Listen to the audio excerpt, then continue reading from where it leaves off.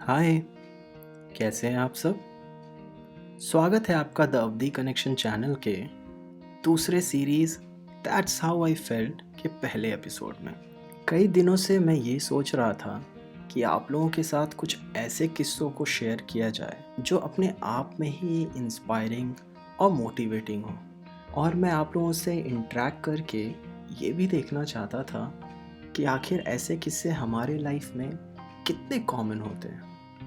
तो कुछ समय पहले मुझे मौका मिला भारत के 7 सिस्टर्स में से एक सिस्टर मेघालय के वादियों में घूमने का।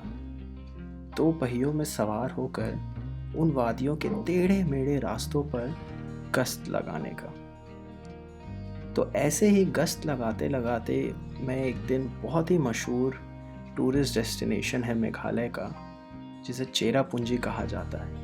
आप सब जानते होंगे कि ये सबसे ज़्यादा बारिश पाने वाला इलाका है भारत में। ऐसी ही एक डेस्टिनेशन है तकरीबन 8 से 10 किलोमीटर दूर चेरापूंजी से, जिसे डबल डेकर ब्रिज कहा जाता है। इस ब्रिज की खासियत ये है कि ये किसी स्टील, पत्थर, सीमेंट से नहीं बनी है, बल्कि ये एक जीता जागता ब्रिज है। ये ब्रिज ज़्यादातर रबड़ के पेड़ों के होते हैं।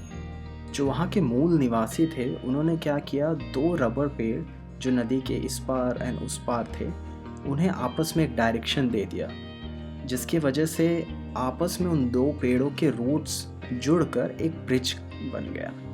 एंड वो ब्रिज इतना स्ट्रॉन्ग है कि आपको एक पल नॉर्मल मेटल ब्रिज पे जाने में डर लगेगा because of swing tension, but in living root bridge पे आपको एक पल भी डर नहीं लगेगा। एंड इस ब्रिज का नाम डबल डेकर था, तो ये और ख़ास था। क्यों? क्योंकि एक ब्रिज के ऊपर दूसरा ब्रिज, 2 पेड़ों ने मिलकर 2 ब्रिज बनाया हुआ था। एंड ये एक बहुत ही खूबसूरत एग्जाम्पल है इंसान और एनवायरनमेंट के रिलेशन का। तो सुबह सुबह हम उस डबल डेकर ब्रिज के एंट्री पॉइंट पर पहुंच गए। तो वो एक छोटा सा गांव था। वहाँ पे हमें जाकर पता चला कि हमें एक गाइड लेना पड़ेगा जो हमें रास्ता दिखाएगा, क्योंकि डबल डेकर ब्रिज दूसरे पहाड़ पर था। हम जिस पहाड़ पे थे वहाँ से हमें तकरीबन 3,500 स्टेप्स कवर करने थे दूसरे पहाड़ जाने तक, तब जाकर हमें डबल डेकर ट्री देखने को मिलेगा। एंड इसमें से कुछ स्टेप्स हमें उतरने भी थे, कुछ चढ़ने भी थे। तो एंट्री पे हमने गाइड ले लिया, भगवान का नाम ले लिया एंड चल पड़े। तो हमें तकरीबन 2 घंटे लग गए उन स्टेप्स को कवर करने में और डबल डेकर ब्रिज तक पहुंचने में। तो तकरीबन 2 घंटे की मेहनत के बाद जब हम वहां पहुंचे, हमने देखा कि वहां भी एक छोटा सा गांव था। बहुत ही सुंदर सा प्यारा सा झील था और वहीं पे स्थित था वो डबल डेकर ब्रिज।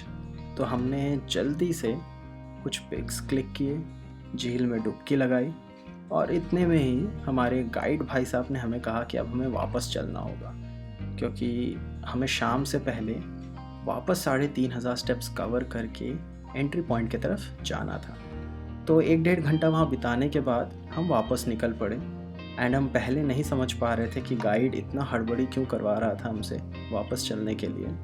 वो अब हम समझ पा रहे थे, क्योंकि अब की बार हमें हर 10-15 स्टेप्स में बैठ कर सांस लेने की ज़रूरत पड़ रही थी। तो कुछ 1-1.5 घंटा हुआ ही था, शाम के 3-3:30 बज रहे थे, अभी भी 2-2,500 स्टेप्स बचे हुए थे।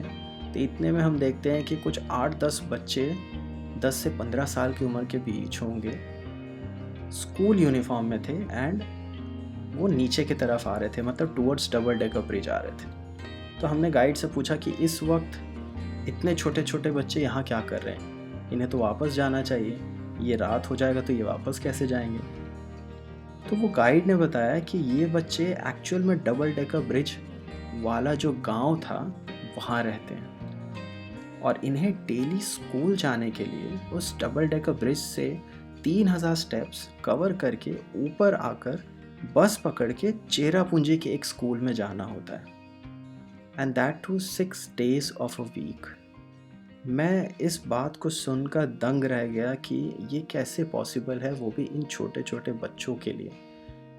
इस डबल डेकर ब्रिज को अगर आप गूगल विकिपीडिया में सर्च करेंगे तो आपको एज अ ट्रैक दिखाई देगा कि लोग यहाँ ये ट्रैक मानकर आते हैं, ट्रैक करने के लिए बूट्स पहनकर, डीकैथलॉन के कपड़े पहनकर एकदम बाकायदा ट्रैक करने आते हैं। लेकिन ये बच्चे स्कूल यूनिफॉर्म में अपनी हॉबी समझकर इन सीढ़ियों को डेली क्रॉस करते हैं। ये बात मेरे लिए इतनी गहरी और इतनी इंस्पायरिंग है कि मैं शायद ही इसे कभी भूल पाऊँ। And that's how I felt, inspiring and motivating. And आज जब मैं लेज़ी हो रहा होता हूँ, सोचता हूँ थोड़ा सा टाइम पास किया जाए, तो मुझे कहीं ना कहीं उन बच्चों की वो झलक दिखती है एंड मुझे मजबूर करती है कि नहीं, मुझे अपना टाइम यूज़ करना चाहिए।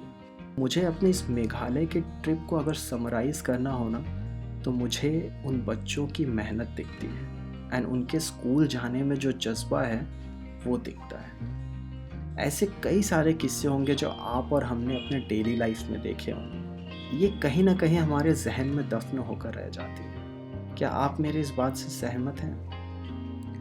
मैं ज़रूर जानना चाहूँगा कि आपके थॉट्स क्या हैं ऐसे किस्सों को लेकर, तो हमें कमेंट करके ज़रूर बताइएगा।